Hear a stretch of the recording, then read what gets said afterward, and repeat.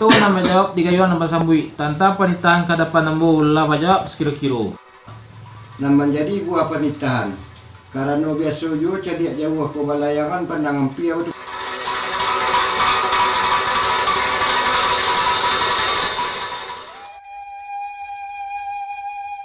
Nan jadi buah penitahan biasa ju celiak jauh balayangkan pandangan pia betukian. Setentang jamban nang ketengah rasonya Allah selamat sempurna. Bulik nan sagiliang pipih nan setapiak apa mintalah kerajaan nama pokok silang nama pangka. Jamban nan terletak minta disantap. Ayah digalih minta diminum. Kadapan nenek mamak segaji guru serato nagari nama kerapaten tengah rumah. Dikato nama jawab di kayu nama sambui. Tanta panitahan kadapan nambo lah jawab sekilo-kilo. Magai nang kabarinya ikolah nang mujapik sampaikan jo penitahan kadapan tuan. lah sampai buah pernikahan Kia Bagindo. Sekilo sampai tuan. Pernikahannya kembali ke hadapan Kia Bagindo. Manita lah tuan.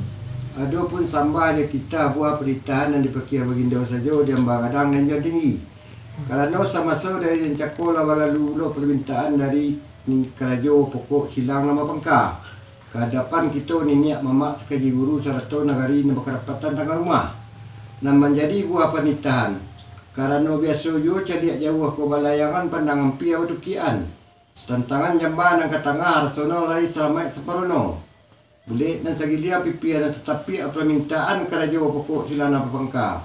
Jamba ke tengah minta disantap, ayah digalih minta diminum. Kehadapan nenek mamak sekaji guru serato nagari nama kerapatan tangga rumah. Dikato nama jawab digayuang nama sambui tanta jo pernikahan kehadapan Kia Bagindo lah jawab sekilo-kilo. Maka inang kawarinya, iko wana lan majapi ang kambo setelah juintan. Kami itu wana lalu no buah pernikahan Kia Bagindo. Iyalah. Dari buah pernikahan Kia Bagindo lah menurut sepanjang adai. Tapi ada pula na menurut undang. Lama siri ada acara no, lama kato lega buni.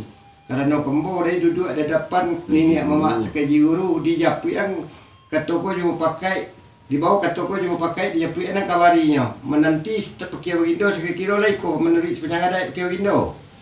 Sampai buah penitahan tuan. Sekilo sampai Kia Bagindo. Tuan ambus tanah jointan. Layang mo Kia Bagindo. Penitahan jo kembali ke depan tuan. Menitalah Kia Bagindo. Adapun sama saudari yang cakula tanta diambo buah penitahan ke depan tuan. Bat ibunya di tuan, kabapakaikan menurut undang. Karena tuan lai duduk di hadapan nenek mamak segaji guru serato nagari nan bakarapatan tengah rumah. Dibawa kato jom pakai, ijapian ang kabarinya, menanti pakai Bagindo sekilo-kilo. Lai ke menurut sepanjang adai. Kami tu mana lalunya buah penitahan tuan. Yolah. Pan kato tuan kami nyapit ang kabarinya, sifat menanti ambo tuan. Sebab Kia Bagindo menanti mau pinang kawarina. Muda lah ya.